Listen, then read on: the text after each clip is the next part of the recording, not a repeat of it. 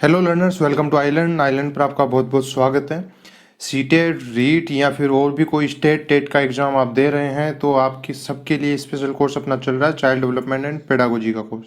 इसमें हम concept based learning को हम इम्प्रूव करने की कोशिश कर रहे हैं, जिससे कि अगर अप्लाइड फॉर्मेट क्वेश्चंस अगर आपके पास आए तो आप उनको ईजिली सोल्व कर पाएँ। हम देख रहे थे इसके अंदर वंशक्रम और वातावरण, हेरिडिटी एंड डेवलपमेंट। आज हम देखेंगे वातावरण को। वंशक्रम हम इससे पहले वाले वीडियो के अंदर देख चुके हैं। वातावरण के अंदर हम कौन कौन सी चीज़ों को कवर करेंगे, हम कवर करेंगे इसके अंदर इन चार चीज़ों को। जानेंगे कि वातावरण आखिर क्या है, बाल विकास में जो वंशानुक्रम और वातावरण की जो लड़ाई है वो क्या है उसको जानेंगे, और वंशानुक्रम और वातावरण का एक साथ अध्ययन कर पाना मुश्किल क्यों रहा है इसके कारण हम जानेंगे, और दोनों के बीच में रिलेशन क्या है वो सब हम जानेंगे। इन चारों के आधार पे हम वातावरण के प्रति सारे कॉन्सेप्ट अपने क्लियर कर पाएंगे। फिर अगर कोई अप्लाइड बेस्ड क्वेश्चन भी आता है तो आपको उसके अंदर कोई दिक्कत होने वाली नहीं है। चलिए शुरू करते हैं। देखिए, सबसे पहले हम देखते हैं वातावरण को। कुछ डेफिनेशंस के साथ शुरुआत करेंगे, कुछ परिभाषाओं को समझिएगा। यह है बोरिंग, लैंगफील्ड और वेल्ड ने क्या डेफिनेशन दी। इन्होंने कहा कि जो जीन है अगर उनको छोड़ दें तो इनके अलावा जो भी वस्तु व्यक्ति को प्रभावित करती है वह वातावरण कहलाती है। तो इन्होंने कहा कि जो आनुवांशिक जो गुण है या फिर जो वंशानुक्रम है उसके वाहक क्या है, जीन, उसके अलावा जो भी व्यक्ति को प्रभावित करेगा वो वातावरण के अंदर आएगा। इसके बाद देखिए वुडवर्थ और मार्क्विस ने क्या कहा। वुडवर्थ और मार्क्विस ने कहा कि वातावरण में वे सभी बाह्य तत्व आ जाते हैं जिन्होंने व्यक्ति को अपना जीवन प्रारंभ करने के समय से प्रभावित किया हो। मतलब व्यक्ति की लाइफ जब से शुरू होती है तब से वो प्रभावित अगर कर रहे हैं तो वे सारे तत्व एलिमेंट्स आ जाते हैं। कौन से एलिमेंट्स? बाहरी तत्व, बाह्य तत्व होनी चाहिए। इसके बाद देखिए हम कंक्लूजन क्या निकाल सकते हैं परिभाषाओं से। देखिए, वातावरण या पर्यावरण का तात्पर्य हम ले सकते हैं कुछ ऐसे बाह्य तत्व या फिर शक्तियां जो कि माँ द्वारा गर्भाधान यानी कि फर्टिलाइजेशन, जब शुक्राणु और अंडाणु का संयोग हो गया तो वो फर्टिलाइजेशन है। ये हमने वंशानुक्रम में पढ़ा था, ठीक है। फर्टिलाइजेशन के तुरंत बाद ही व्यक्ति विशेष की वृद्धि और विकास को प्रभावित करते हैं। व्यक्ति विशेष की वृद्धि और विकास को जो प्रभावित करते हैं उनको हम क्या कहेंगे? वातावरण कहेंगे या फिर पर्यावरण कहेंगे। कब? फर्टिलाइजेशन के बाद के सारे एलिमेंट्स। अब इनको हम किन किन भागों में बांट सकते हैं? इनको हम देखिए, एक तो जन्म से पहले के पार्ट में ले सकते हैं और एक जन्म के बाद में ले सकते हैं। जन्म के पहले क्या क्या व्यक्ति को प्रभावित करता है और जन्म के बाद क्या क्या व्यक्ति को प्रभावित करता है। और जन्म से पहले बच्चा कहाँ होगा? बच्चा होगा गर्भ में।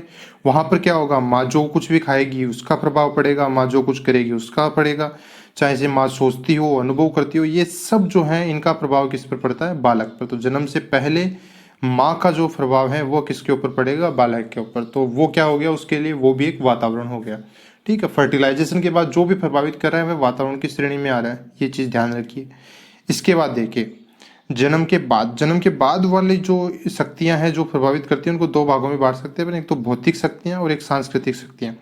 भौतिक शक्तियां क्या है? इनके अंदर दूसरे पर्सन नहीं आते, इनके अंदर केवल एनवायरनमेंट, वैसा एनवायरनमेंट आएगा जिसके अंदर पर्सन नहीं हो। यानी कि देखिए, भोजन, भोजन का किसी और व्यक्ति से कोई संबंध नहीं है ना, तो भोजन, जल, जलवायु, घर, घर कैसा है, घर का भौतिक आधार केवल, विद्यालय का भौतिक आधार, गांव और शहर का वातावरण कैसा है और उन उसको जो जो भौतिक सुविधाएं मिल रही है वो कैसी है, वो सारी किस में आएंगी? भौतिक शक्तियों में।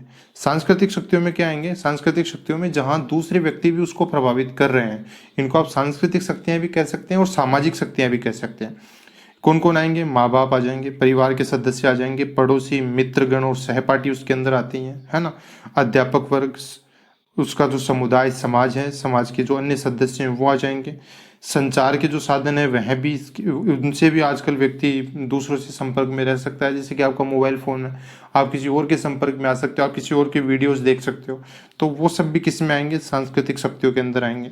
इसके बाद यातायात प्रभावित करता है, और मनोरंजन के जो साधन हैं वह प्रभावित करते हैं, सोच के ऊपर इफेक्ट डालते हैं।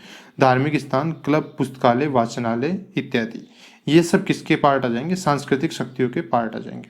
तो दो भागों में है। अब इनको जन्म से पहले, जन्म के बाद और जन्म के बाद भौतिक शक्तियां और सांस्कृतिक शक्तियां व्यक्ति को प्रभावित करती हैं। तो ये होता है वातावरण का क्राइटेरिया, कि वातावरण के क्राइटेरिया क्या क्या है, ठीक है।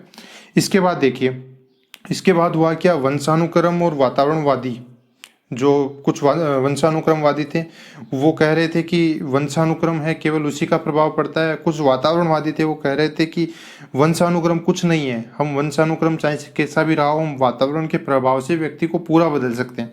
तो दोनों के बीच में जब ये रिसर्च चल रहा था तो दोनों के बीच में एक जंग सी शुरू हुई थी और दोनों अपने अपने तर्क दे रहे थे। हम कुछ तर्कों को देखेंगे, फिर कुछ दोनों ने जो जो क्या क्या प्रयोग किए हैं वो हम देखेंगे। पहले तर्क देखते हैं।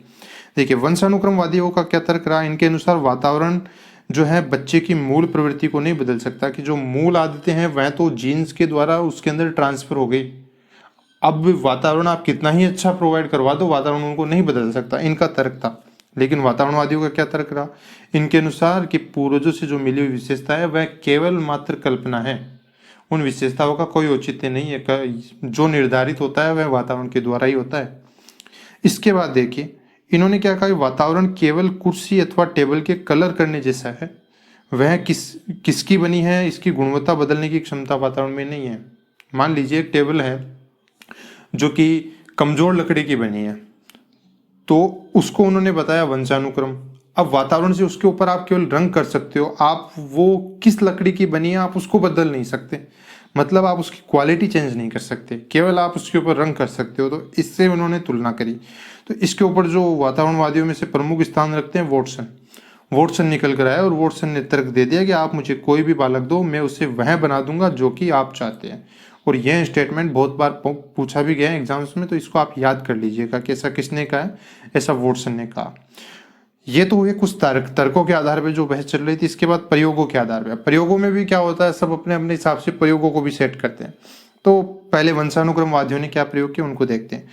इसमें से पहले निकल कर आए एफ एन फ्रीमैन ने क्या किया कि जुड़वा बच्चे हैं, सगे भाई बहन हैं या फिर कोई आपसी रिश्तेदार हैं, तो उनके जो बच्चे हैं उनका सह संबंध गुणांक निकाला, मतलब उनकी बुद्धि को मापा।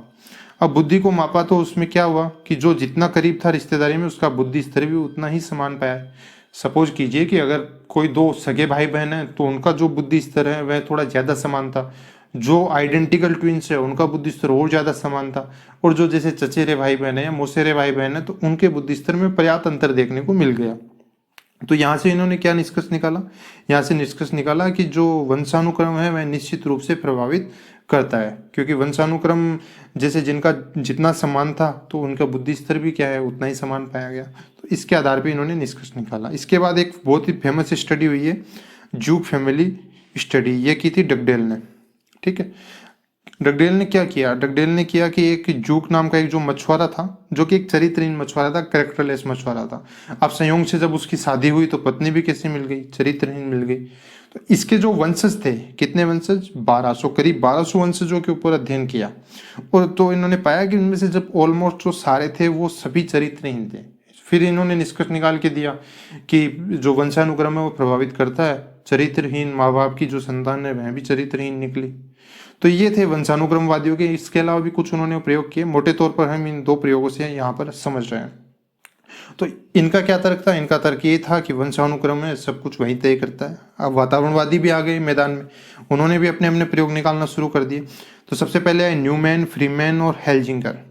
इन्होंने क्या 10 आइडेंटिकल ट्विंस के बारे में हम जान चुके हैं पहले को, इन्होंने अलग अलग वातावरण में पाला और पाया कि उनकी बुद्धि लब्धि में पर्याप्त अंतर था। दो समान जुड़वा बच्चे थे उनको लिया और इनको अलग अलग वातावरण दे दिया, फिर उनकी जब बुद्धि लब्धि चेक करी तो उनके अंदर अंतर आ गया। तो उन्होंने रिसर्च करके निकाल दिया कि जो वंशानुक्रम है वह कुछ नहीं करता, वातावरण है वह भी बहुत ज़्यादा प्रभावित करता है। एक जो फेमस स्टडी आती है वह ये है भेड़ियों द्वारा पाले गए बच्चों पर अध्ययन। कुछ बच्चों को भेड़िए उठा कर ले गए थे, कुछ बच्चों को जंगल में उठा के ले गए भेड़िए, और फिर भेड़ियों ने उन्हें पाला था। वो स्टडी काफ़ी इंपॉर्टेंट रही। इसमें एक तो रामू जो है भेड़िया बालक रहा है ना, इसको भेड़िया बालक के नाम से जानते थे। इसको भेड़िया उठाकर ले गए थे, इसका चाल चलन हाव भाव सब कुछ भेड़ियों की तरह हो गया, भेड़ियों की तरह ये मांस खाने लगा। तो यहाँ जो है वातावरण का इफेक्ट साफ तौर से देखने को मिल रहा था। यहाँ से पता लगाया गया कि हाँ वातावरण बिल्कुल इफेक्ट करता है। दो और लड़कियां थी, अमला और कमला, ये 2 साल की थी और ये 9 साल की थी। 1920 में इनको मादा भेड़िया ने उठाया था। मादा भेड़िया ले गई, इनको वहाँ पाला और भेड़ियों की तरह इनका स्वभाव हो गया दोनों का। कमला 9 साल की हो गई, अब भेड़ियों की तरह ये रहने लग गए। तो फिर जब लोगों को पता चला तो इन्होंने वहाँ से इनको उठाया और हॉस्पिटल में एडमिट कराया। तो हॉस्पिटल में जो अमला थी वो उसके लिए तो वातावरण है वो सहन ही नहीं हुआ, क्योंकि वो भेड़ियों के वातावरण में ढल चुकी थी और उसने हॉस्पिटल के अंदर दम तोड़ दिया।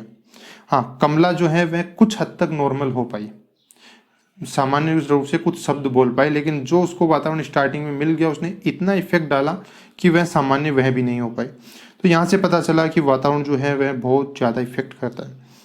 अब हम देखते हैं वंशानुक्रम और वातावरण का अध्ययन एक साथ मुश्किल क्यों है। एक साथ अध्ययन करने के लिए सबसे पहले तो आपको आइडेंटिकल ट्विंस चाहिए, समान जुड़वा बच्चे जो कि एक ही शुक्राणु और एक ही अंडाणु से बने हो, ठीक है। वह मिल भी गए तो अभी ये प्रूव नहीं है कि उनके आनुवंशिक गुण पूर्णतया समान होंगे, 0.1% भी कहीं मिस्टेक रह सकती है, ठीक है। अगर मान ले कि चलो उनके आनुवंशिक गुण पूर्णतया समान है, तो गर्भाधान यानी कि फर्टिलाइजेशन के तुरंत बाद उनको अलग कैसे करोगे आप। फर्टिलाइजेशन के तुरंत बाद अलग करने के लिए तो आपको कृत्रिम गर्भ बनाना पड़ेगा और दोनों को लिए समान कृत्रिम गर्भ बनाना पड़ेगा। तो कैसे पॉसिबल है ये चीज़, ये बिल्कुल पॉसिबल नहीं है। और इसके बाद दो लोगों को आप बिल्कुल एक सा वातावरण अलग अलग जगह पे प्रदान नहीं कर सकते, ये फैक्ट बात है। अलग अलग जगह पे आप बिल्कुल प्रदान नहीं कर सकते, माइनर से अंतर आए तो वो तो आते ही हैं। तो यहाँ से पता चलता है दोनों का अध्ययन एक साथ है वह मुश्किल है। अल्टीमेटली फिर कुछ और वैज्ञानिक आए जिन्होंने दोनों के प्रभावों को एक साथ स्टडी किया और फिर निष्कर्ष निकाले। तो यहाँ से हम समझेंगे कि इनका जो सापेक्षिक महत्व है, दोनों का को रिलेशन क्या है, उसको हम समझेंगे। इसके बाद आए देखिए मैक्लेवर एंड पेज। मैक्लेवर एंड पेज ने एक परिभाषा दी, बहुत ही अच्छी परिभाषा है। जीवन की प्रत्येक घटना दोनों का परिणाम होती है, दोनों को वंशानुक्रम और वातावरण। इनमें से एक परिणाम के लिए उतनी आवश्यक है जितनी दूसरी। अगर अपने को रिजल्ट चाहिए तो अपने को वंशानुक्रम भी इफेक्ट करेगा और वातावरण भी इफेक्ट करेगा। आप ना तो वंशानुक्रम को हटा सकते हैं और ना ही वातावरण को, और ना ही दोनों को अलग अलग कर सकते हो आप। तो ये मैक्लेवर और पेज की परिभाषा निकल के आई। इसके बाद गेरेट ने क्या कहा, गेरेट ने कहा कि इससे निश्चित बात और कोई नहीं है कि वंशानुक्रम और वातावरण परस्पर सहयोगी प्रभाव हैं और दोनों ही सफलता के लिए अनिवार्य हैं। दोनों का आपस में सहयोगी प्रभाव है, दोनों बराबर प्रभाव डालते हैं और दोनों ही अगर सफलता चाहिए तो दोनों ही अनिवार्य हैं। वुडवर्थ और मार्क्विस की जो डेफिनेशन है वो बहुत काम किया। इन्होंने क्या कहा कि जो वंशानुक्रम और वातावरण है उनका जो संबंध है वह जोड़ की तरह नहीं है, बल्कि किसकी तरह है, गुणा की तरह ज़्यादा है। यानी कि अगर व्यक्ति जो है वह वंशानुक्रम प्लस वातावरण नहीं है, बल्कि क्या है, वंशानुक्रम इंटू वातावरण, वंशानुक्रम को वातावरण से गुणा करके। और इसने वंशानुक्रम और वातावरण की जो तुलना है वह आयत के क्षेत्रफल से की। जैसे कि अपन उसका क्षेत्रफल अगर अपने को निकालना है तो लंबाई इंटू चौड़ाई का फॉर्मूला अपन लगाते हैं। तो इसी तरीके से आपको व्यक्ति को अगर पूरा जानना है तो आप उसको क्या करोगे, वंशानुक्रम गुणा वातावरण करोगे तो आप व्यक्ति को जान पाओगे। आयत के क्षेत्रफल से इन्होंने तुलना करी। वंशानुक्रम एक ठोस आधार का काम करता है। अपन कंक्लूजन निकाल रहे हैं, ठोस आधार है जिसके ऊपर हम वातावरण की शक्तियों का समुचित उपयोग कर सकते हैं और व्यक्तित्व रूपी जो मन चाहे भव्य महल है वह हम बना सकते हैं। तो एक तरीके से आप मान लीजिए कि नींव है, नींव होगा वंशानुक्रम और उसके बाद हम उसके ऊपर महल बना सकते हैं। इसके बाद देखिए गाल्टन और जो कुछ कट्टर वंशानुक्रमवादी थे उन्होंने क्या किया, वंशानुक्रम के द्वारा जो मिली हुई शक्तियां हैं उनको ध्यान में रखकर कुछ चेतावनी दी। ये चेतावनी इंपॉर्टेंट है, किसने दी है, गाल्टन इसमें इंपॉर्टेंट आता है। तू इतनी ही दूर जा सकता है, इससे आगे नहीं। मतलब वंशानुक्रम ने एक लिमिट तय कर दी है कि अगर आपका विकास होना है तो आपका विकास केवल इस दायरे के अंदर हो सकता है, आप इस दायरे के बाहर नहीं जा सकते। तो ये सेंटेंस आता है, तू इतनी ही दूर जा सकता है और आगे नहीं। अब देखिए हमें भी क्या करना चाहिए, इस बात को स्वीकार करने में हमें तनिक संकोच नहीं करना चाहिए कि वंशानुक्रम के प्रदान को समाप्त नहीं किया जा सकता। वंशानुक्रम से बहुत कुछ प्रभावित होता है तो उसके प्रदान को हम समाप्त नहीं कर सकते।